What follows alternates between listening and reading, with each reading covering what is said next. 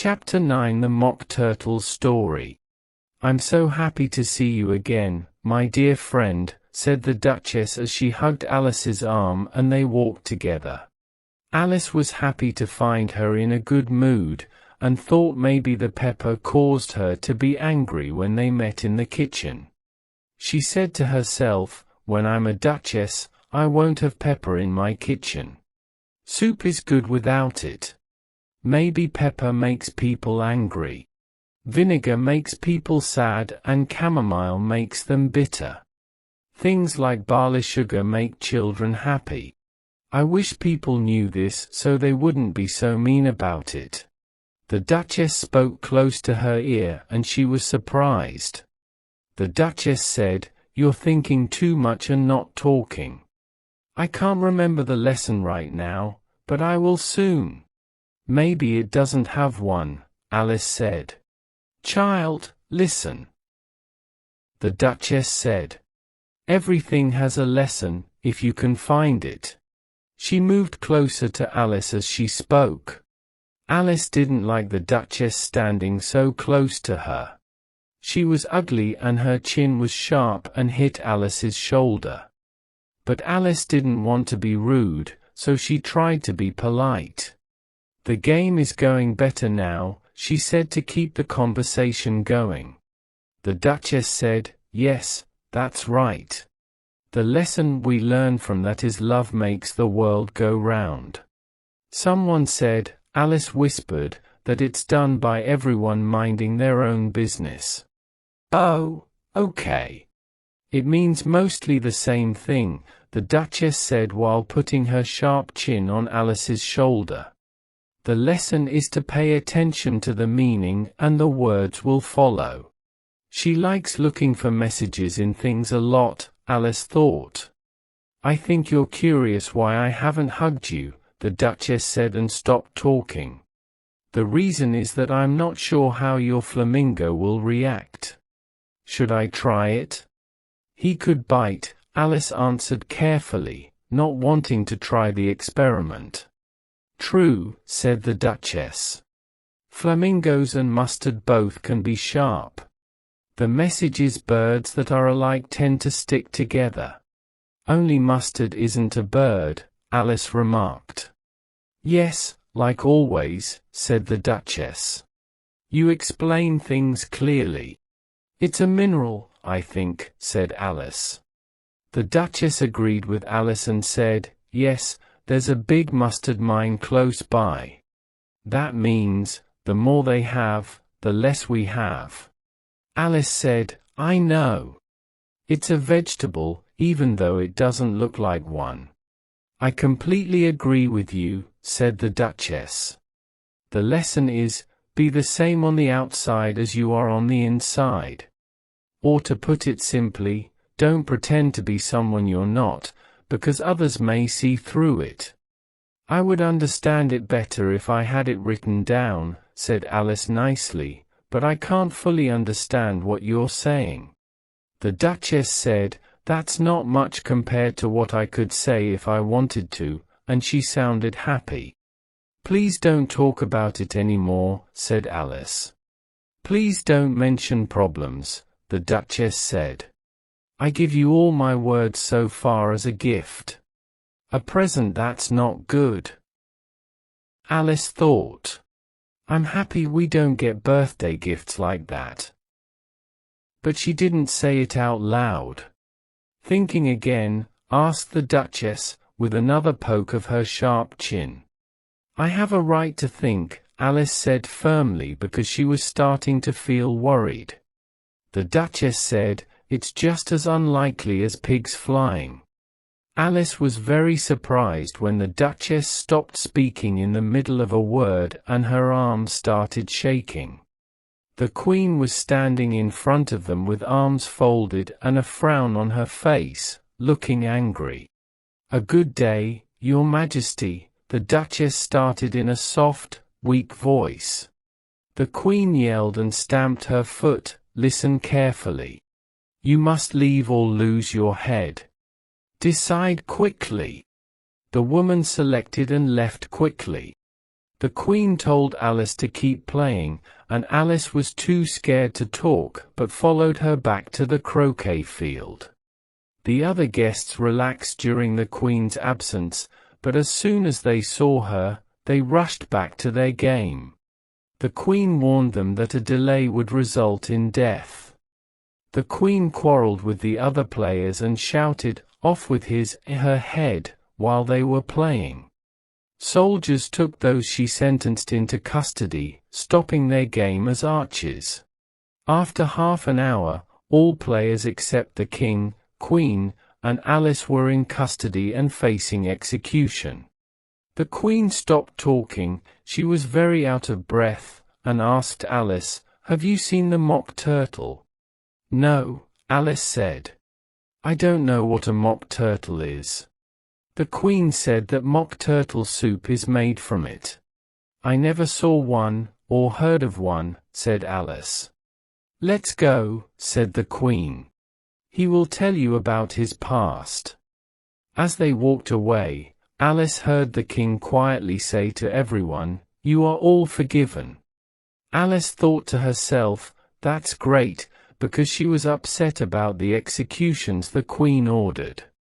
The Queen and a young lady soon saw a sleeping griffin. The Queen told the griffin to take the young lady to see the mock turtle and hear its story. Then, the Queen left to attend to some executions. Alice stayed with the griffin even though she wasn't sure about it being safe. The griffin woke up and rubbed its eyes. Then it looked at the Queen until she was gone. Then it laughed. "That was fun," said the griffin, partly to itself and partly to Alice. "What is the fun?" said Alice. "Why, it's just her imagination," said the griffin. "They never actually do anything. Let's go." Alice thought, "People here say, 'Come on.' I've never been told what to do so much in my whole life." They didn't walk far before they saw the mock turtle. He was sitting on a rock and looked sad. Alice felt sorry for him because she heard him sighing like he was very unhappy. She asked the griffin why the turtle was so sad. The griffin said it was just his imagination, he wasn't really sad. The griffin told Alice to come on. They approached the mock turtle, who had big teary eyes, but didn't say anything. The griffin said, "This young lady wants to know your history." "I'll tell her," said the mock turtle in a deep voice. "Both of you sit and don't talk until I'm done." They sat and didn't talk for a while. Alice thought, he won't finish if he doesn't start. She was patient and waited. "Once, I was a real turtle," said the mock turtle with a sigh. A long silence followed after the words, only broken by the griffin's occasional hjckrh and the mock turtle's constant sobbing. Alice was close to standing up and thanking the sir for his story, but she thought there may be more, so she stayed quiet and didn't say anything. "When we were young," the mock turtle continued, talking more quietly while still crying a bit occasionally, "we went to school in the sea. Our teacher was an old turtle, we named him Tortoise."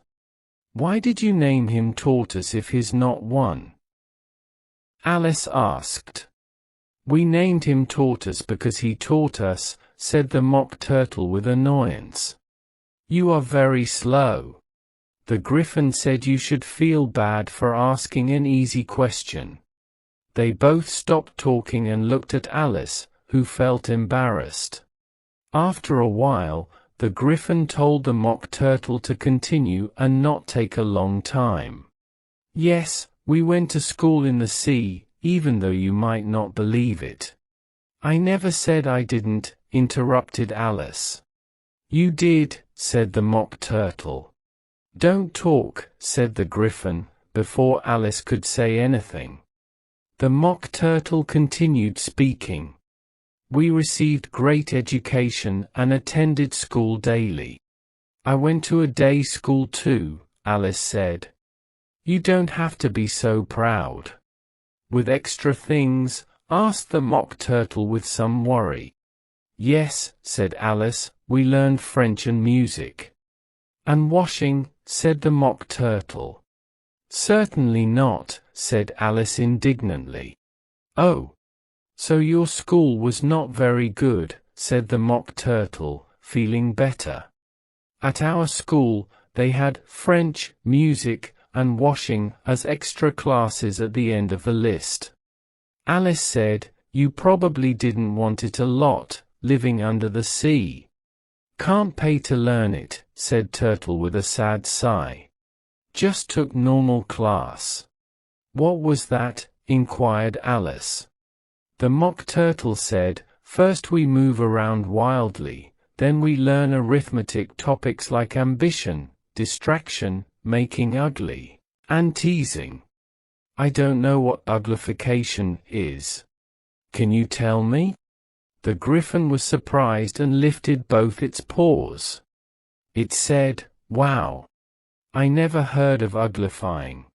It asked, do you know what beautifying is? Yes, Alice said with uncertainty. It means to make things look nicer. Then, the Griffin said, if you don't know what uglify means, you're not very smart.